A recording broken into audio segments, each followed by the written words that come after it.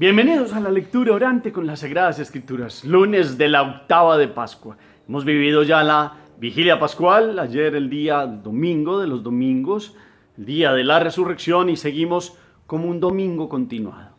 Seguimos en esta semana de Inalvis, como Jesús que al alba en la madrugada viene a traer su luz. Es el momento en que vivimos nuestro bautismo, abrimos el corazón a aquel que es el viviente por sí mismo, Dios que se ha hecho hombre para darle la vida a usted y a mí. Vamos a tomar el Evangelio del día, capítulo 28, versículos del 8 al 15. En aquel tiempo las mujeres se marcharon a toda prisa del sepulcro, llenas de miedo y de alegría corrieron a anunciarlo a los discípulos. De pronto Jesús les salió al encuentro y les dijo: «¡Alégrense!». Ellas se acercaron, le abrazaron los pies y se postraron ante él. Jesús les dijo: «No teman, vayan a comunicar a mis hermanos que vayan a Galilea, allí me verán». Mientras las mujeres iban de camino, algunos de la guardia fueron a la ciudad y comunicaron a los sumos sacerdotes todo lo ocurrido. Ellos, reunidos con los ancianos, llegaron a un acuerdo y dieron a los soldados una fuerte suma, encargándoles: «Digan que los discípulos fueron de noche y robaron el cuerpo mientras ustedes dormían. Y si esto llega a oídos del gobernador, nosotros nos lo ganaremos y los sacaremos de apuros». Ellos tomaron el dinero y obraron conforme a las instrucciones, y esta historia se ha ido difundiendo entre los judíos hasta hoy. Palabra del Señor. Gloria a ti, Señor Jesús. Pidamos hoy la fuerza, la gracia, la presencia de aquel que exhaló su espíritu y ha dejado el espíritu en la iglesia, el espíritu del amor del Padre y del Hijo. Lo llamamos y lo invocamos en esta alegría pascual y le decimos: «Ven, Espíritu Santo, llena los corazones de tus fieles y enciende en ellos el fuego de tu amor. Envía tu espíritu y todo será creado y renovarás la faz de la tierra».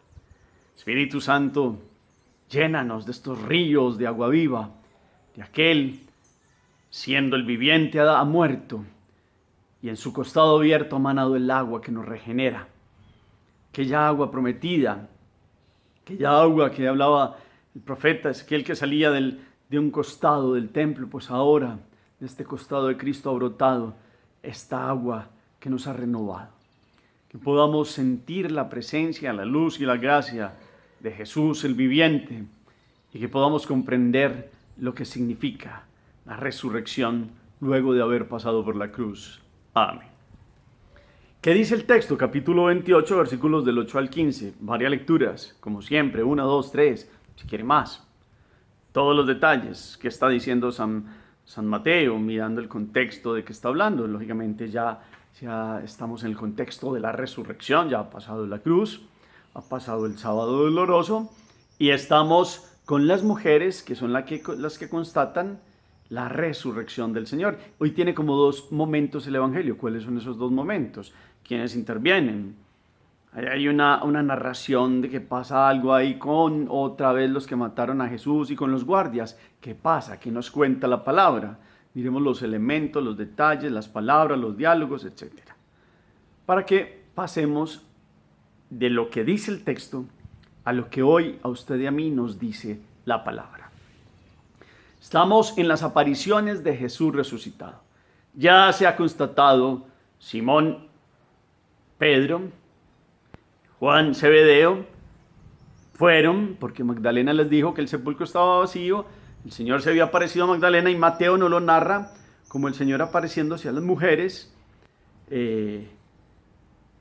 Algunas habían tenido anuncios de ángeles, unas que 2 ángeles, otras que 1 ángel, pero aquí lo que interesa es que Jesús ha permitido a estos seres angélicos que les anuncien a las mujeres, y Él se ha aparecido a ellas también.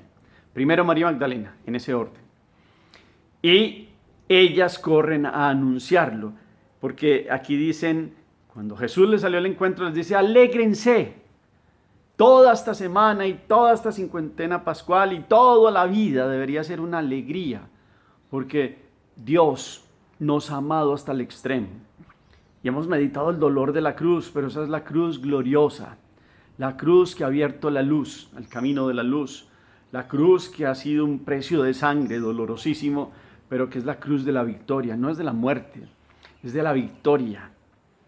Y Jesús le ha dado, digo yo, un buen premio a las mujeres porque son las que han sido fieles ahí con Juan, ahí en la cruz. A los apóstoles les ha permitido, de cierta manera, esta actitud que parecería cobarde, pero es un aprendizaje para ellos, que serían los sacerdotes del futuro, para que aprendieran a comprender las debilidades de los otros y no se terminaran volviendo como aquellos fariseos que se creían perfectos y miraban a todos por encima de los demás.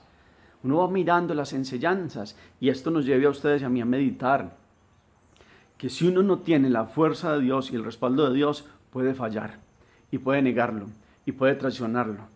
Pero que esta valentía de estas mujeres que le han dicho sí a Dios y a Jesús y que han desafiado el mundo, la primera Nuestra Señora, también María Magdalena y las demás, María de Alfeo,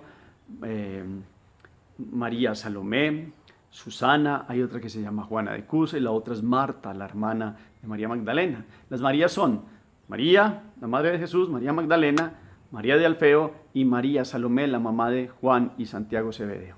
Por eso hay tantas Marías que ustedes ven ahí, más Marta y más Juana de Cusa, y la otra es Nica, que es la de la Verónica, la verdadera Nica, que es la mujer que le ha puesto la Santa Faz, que era una mujer que vivía en la diáspora, es decir, en el exterior, pero eran hebreos, su esposo se murió, pero ella le dijo que él sentía que el Mesías se presentaría, que volviera a su tierra para que conociera el Mesías y lo ayudara. Y ella volvió, se instaló cerca del valle del río Jordán, y Jesús muchas veces fue a su casa, y esta mujer es la que pasa en el momento del recorrido de la cruz y pone la Santa Faz, y esta Santa Faz se la lleva Nuestra Señora en esos días, entre el viernes y el sábado y domingo, que ella está sufriendo, ofreciendo también ahí como el Hijo, y tiene esta alegría de ver el rostro y la faz de su Hijo, porque Nica le ha entregado este velo.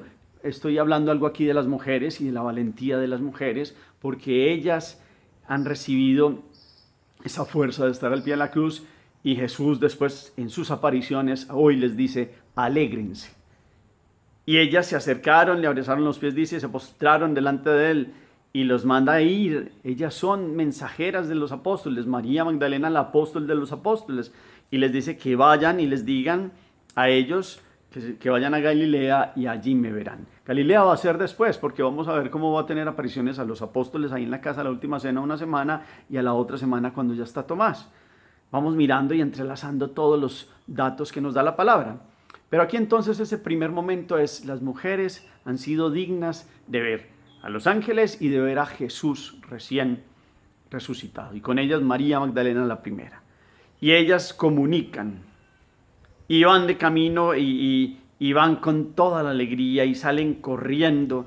Dice, en aquel tiempo las mujeres se marcharon a toda prisa del sepulcro llenas de miedo y de alegría. Entonces, había ahí como una mezcla, pero tenían alegría. Y corrieron a anunciarlo a los discípulos. Y ahí es donde Jesús se aparece también. Y esa alegría de anunciar es la que ustedes y yo tendríamos que tener hoy. Esa es parte de la meditación de la palabra para hoy, para usted y para mí. Como dice la primera lectura hoy también, Pedro anuncia, después de Pentecostés está lleno de la fuerza del Espíritu Santo y dice el querigma, ese que ustedes mataron, Dios lo ha resucitado. Y es el primer testimonio y ellos son testigos. Esto no es un invento, esto se basa en testigos reales y no es uno. Después serán 500 los que verán a Jesús realmente aparecido. Y las mujeres fueron las primeras y llenaron de alegría a la iglesia y a los que tenían miedo por la muerte de Jesús, porque empezaban a decir que ya los iban a perseguir, que ya los iban a matar, etcétera, etcétera. Pero ellas se llenaron de valor y Jesús las puso para que fueran a los discípulos y dijeran. Más adelante se va a aparecer también a los de Maús, aquellos dos caminantes, y después también a los apóstoles. Pero aquí hay algo interesante. Cuando ellas van de camino se dan cuenta que estos de la guardia habían puesto unos guardias ahí cuidándose al sepulcro. Cerraron la piedra en un huerto que era de José de Arimatea, que tenía unos manzanos en flor, un lugar muy bonito que tenía el sepulcro en roca excavada, un sepulcro nuevo. Acordémonos que que todo en Jesús es nuevo. He aquí que hago nuevas todas las cosas. Y tiene un sepulcro digno del Rey. Porque María, cuando lo recibe, la Pietà le dice, después de limpiarlo con sus lágrimas, decir: ¿dónde te pondré, hijo mío, que sea digno de ti? Y ahí José de Arimatea le ha ofrecido el sepulcro, lo ponen en el sepulcro, en este nuevo sepulcro, y aquel que hace nuevas todas las cosas viene en su fuerza y recupera la vida, porque es Dios mismo. Y la piedra es corrida totalmente y caen esos soldados y esos guardias. Y estos guardias, que ven lo impresionante, aunque medio dormidos, sin comprender bien qué pasa, saben que Jesús dice aquí que ellos, los guardias, fueron a comunicar lo que había pasado, fueron a la ciudad a comunicar a los sumos sacerdotes todo lo ocurrido, y entonces llegaron a un acuerdo con los ancianos y estos que habían condenado a Jesús para pagarles, para taparles la boca. Mateo es el que dice eso. Eso suena muy fuerte. Mateo tiene dos cosas muy fuertes contra los que mataron a Jesús. Cuando Pilato se lava las manos, él dice que no se encuentra esta sangre en mis manos, y los judíos dicen que se encuentren las de nosotros y en las de nuestros hijos. Eso es muy fuerte. Y hoy vuelve a decir que estos que mataron a Jesús, no les faltó a algunos que se dieran golpes de pecho, porque algunos siguieron en su maldad pagando fuerte suma de dinero para que se inventaran que los apóstoles se habían robado el cadáver, y termina diciendo ahí que esta historia se ha ido difundiendo entre los judíos hasta hoy, y se difundió tal cual que ellos no creen que Jesús sea el Mesías y se quedaron con esa historia. Mateo, que escribía para hebreos y les cita muchos citas, perdónenme la redundancia, del Antiguo Testamento para mostrarles, vea, es que este es el prometido. De hecho, San Pedro, cuando habla hoy, también cita el Salmo 16 cuando hablando de David, cuando habla del Mesías, está diciendo: por eso se me alegra el corazón, se goza mis entrañas y mi carne descansa serena, porque no me abandonarás en la región de los muertos, ni dejarás a tu fiel ver la corrupción. Está hablando del Mesías. Y Mateo cita, esos de los hechos de los apóstoles, pero Mateo cita muchas situaciones para que los hebreos comprendieran, y también claramente dice: estaban haciendo esto, se inventaron aquello de que los discípulos habían robado el cadáver. Y no faltará el que hoy en día crea y siga pensando que esto es un invento de la época y se robaron un cadáver y Jesús es un invento, su resurrección. No, es una verdad, es la realidad. Las mujeres se alegraron, le dijeron a los apóstoles lo constataron después, y después Jesús fue apareciendo a distintos que lo conocían y que eran dignos de que lo vieran a él, y allí fueron y dieron testimonio. Hoy la palabra es de alegría, hoy la palabra es de correr como las mujeres a anunciar, hoy la palabra es de decirle a usted y a mí que Dios ha dado la vida para que usted y yo tengamos la plenitud de su gracia, muriendo al pecado, sepultando lo que nos mata y resucitando con él a una vida de plenitud, con quien es la victoria, con quien es el viviente de los siglos de los siglos. Él se aparece, él es verdad, su resurrección. Ya vamos comprendiendo porque algunos se quedaron con aquello de que habían robado el cadáver y fueron pagados, así como habían pagado a falsos testigos para que dijeran cosas que Jesús no había cometido. El inocente lo juzgaron con mentiras también. Pues aquí siguen dando plata y siguen dando dinero para callar las bocas de unos que quedaron por el suelo derribados cuando vino la fuerza de quitar la piedra de la resurrección y sale triunfante el Señor. Y ellos, que muertos en el alma, no lo perciben físicamente él, pero saben que ha ocurrido el gran milagro, y ellos van a contar que allí ha pasado algo que lo supera, y los callan con dinero. Ustedes y yo hoy meditemos a estas valientes mujeres, sigámosla meditando, porque son dignas de la alegría de la resurrección y de llevar esta noticia, la mejor, la más grande, de que aquel que había dado la vida, el cordero inmolado, ahora es el cordero de pie, como dice el Apocalipsis, que ha resucitado y que está firme, y que ahora está delante del trono del Padre Celestial y está a la derecha del Padre, como lo dice también Pedro hoy en la primera lectura. Y seguimos dando este querigma, Jesús murió por la salvación del hombre y resucitó como lo había prometido al tercer día. Y ustedes y yo tendríamos que tener eso en el corazón como algo que vamos dando como un tesoro, que lo guardamos en el corazón, pero que lo manifestamos con la vida y con los labios y con todo nuestro ser. Un querigma, es decir, un anuncio de que Jesús está vivo y que Dios está por encima de todo lo que nos mata, de todo lo que nos deprime, de todo lo que nos da la pérdida del sentido de la vida, de todo lo que no nos deja verlo a Él como nuestro Dios, Señor, Salvador, Redentor, aquel que hace propicia nuestra vida, víctima propiciatoria por los pecados del mundo. Este domingo terminará con el gran domingo de la misericordia, que nos mostrará ese amor tan grande de Jesús. De su costado abierto brotan estos rayos de la sangre, que es la Eucaristía, y estos rayos del agua, que es el bautismo. ¿Cuánto ustedes y yo vemos que Dios nos ha dado la vida y para eso murió? ¿Cuánto ustedes y yo salimos hoy a correr y anunciarlo? Que no seamos como estos soldados vendidos o estos guardias.